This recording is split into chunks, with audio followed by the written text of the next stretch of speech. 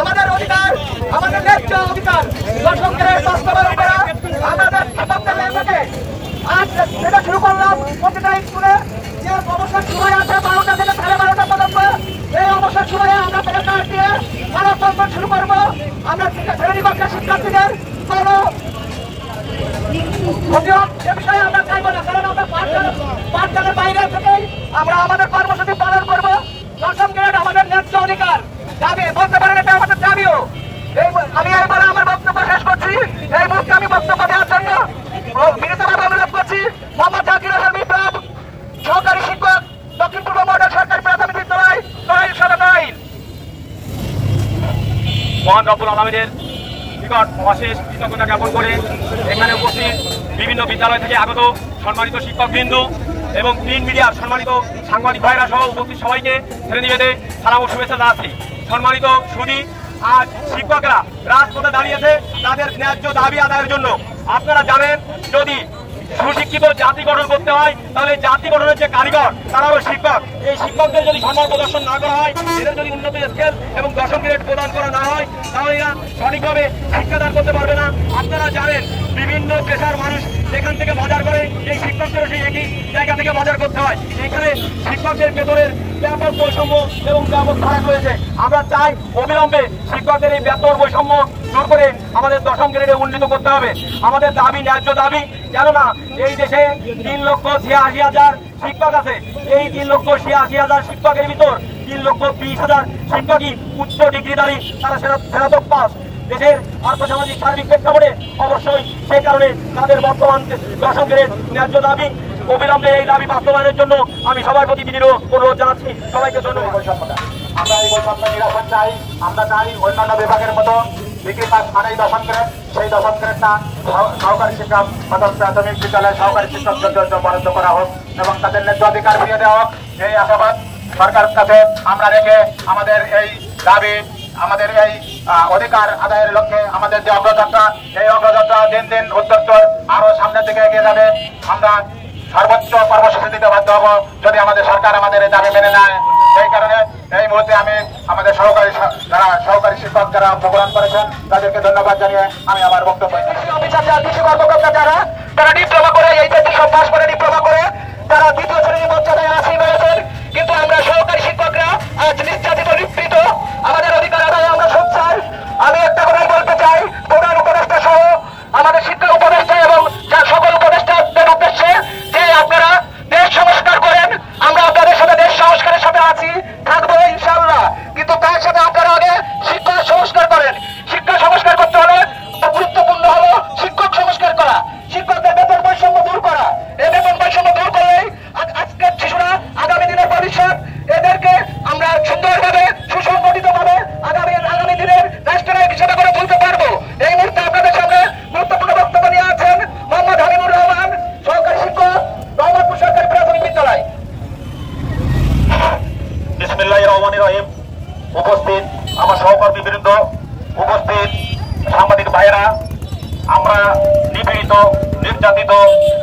বর্তমান নিয়োগ বিধি অনুযায়ী স্নাতকের নিচেই কেউই নিয়োগ পায় না।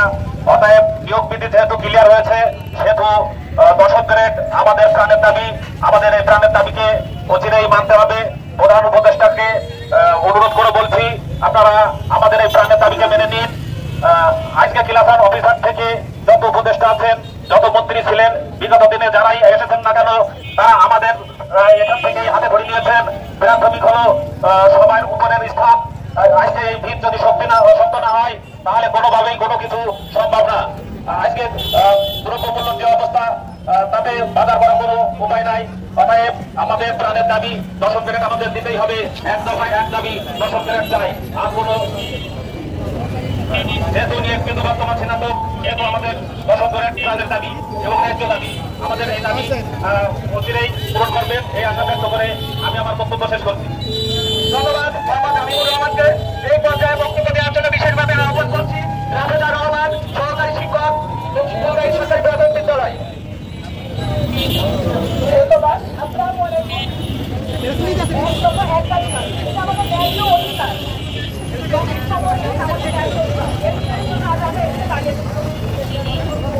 একটা শিক্ষকরা তারা তাদের অভিজ্ঞতা এবং দক্ষতার ভিত্তিতে তাদেরকে করে তোলে সর্বর্ণ ব্যঙ্গবর্ণ সংখ্যা শিক্ষার মাধ্যমে। তাহলে এত বৈষম্য কেন হবে? অন্যান্য সেক্টরে আমরা দেখেছি যে সেখানে এই বৈষম্যটা নাই। আমি সেক্টরের নামটা উল্লেখ করলাম না, তারা 10তম মেয়াদ পাচ্ছে, কিন্তু আমরা পাচ্ছি না। আমি সকালে একটা নিউজ দেখলাম যে পিটিআর সংলগ্ন পরীক্ষণ বিদ্যালয় তারা স্নাতক উত্তীর্ণ, স্নাতক পাস, আমরাও একই এবং মাস্টার্স, কিন্তু সমস্যা তারা একই 10ম গ্রেডের বেতন পাচ্ছে, আমরা পাচ্ছি না। আমরা 13তম দ্বিতীয় শ্রেণী, তারা একই কারিকুলাম, একই পাঠ্যপুস্তক, একই বেতন, একই শিক্ষার্থী নিয়ে নাড়াচাড়া করছে এবং টাইমটাও একই মেনটেন করছে। আমি এশিয়ার মধ্যে বাংলাদেশের অবস্থান 45তম, কিন্তু আমি এশিয়ার কথা বলবো না, আমি আমাদের এই দক্ষিণ এশিয়ার সার্ক যে 8টা দেশ আছে সার্কভুক্ত, তার মধ্যে আমি বাংলাদেশের অবস্থান করছি 7ম নম্বর। আশ্চর্য বিষয়, মালদ্বীপ 1 নম্বর, 2 নম্বরে আছে নেপাল, 3 নম্বরে ভারত, 4 নম্বরে ভুটান, 5 নম্বরে শ্রীলঙ্কা, 6 নম্বরে পাকিস্তান এবং 7 নম্বরে আছে কি বাংলাদেশ। 170.20 তাদের মাসিক গড় বেতন, যেটা মাসিক গড় বেতন আমাদের একজন মানুষের ডলার অনুযায়ী পড়তে 170.2 সেন্ট পড়ে, সেই সাথে 62 ডলার পড়ে, কিছু কম হয়ে যায়। বর্তমানে যে আমাদের নিত্য প্রয়োজনীয় জিনিসের দাম বাড়ছে, আমাদের যখন আমরা চাল কিনতে যাই তখন আমাদের 1600-1700 টাকা পড়ে যায় 25 কেজি। আমাদের পেঁয়াজ কিনতে গেলে পড়ে যায় 120, রসুন কিনতে গেলে 220-40, আর তো অন্যান্য খরচ আছে। আমরা আমাদের ন্যায্য অধিকারের দাবিতে এখানে দাঁড়িয়েছি। ইনশাআল্লাহ আগামীকাল আমাদের যে সহকারী শিক্ষকরা বর্তমান অন্তর্বর্তী সরকারের শিক্ষা উপদেষ্টার সঙ্গে মিলিত হবেন, আমরা আশা করি এর সুফল ফলপ্রসূ হবে, আশা করি। ধন্যবাদ সবাইকে। ধন্যবাদ রহমানকে। প্রিয় সাংবাদিক ভাইবৃন্দ, আপনারা এই সমাজের দর্শক, আপনারাই পারেন আমাদের অধিকারকে প্রতিষ্ঠা করতে।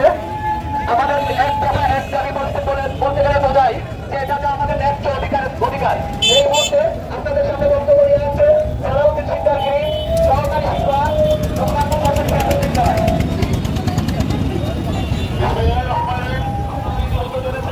আমাদেরকে ভারতবর্ষে যাওয়ার জন্য একটা বক্তব্য দেওয়া হয়েছিল।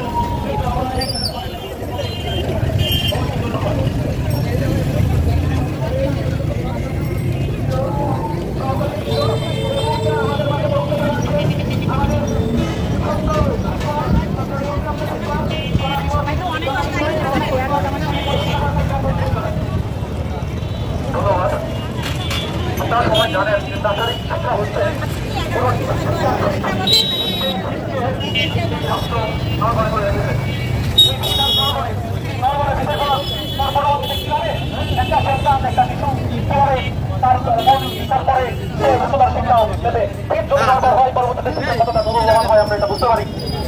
আপনারা জানেন যে গত 23-24 অর্থ বছরে বাংলাদেশের টোটাল জিডিপি ছিল 459 বিলিয়ন ডলার।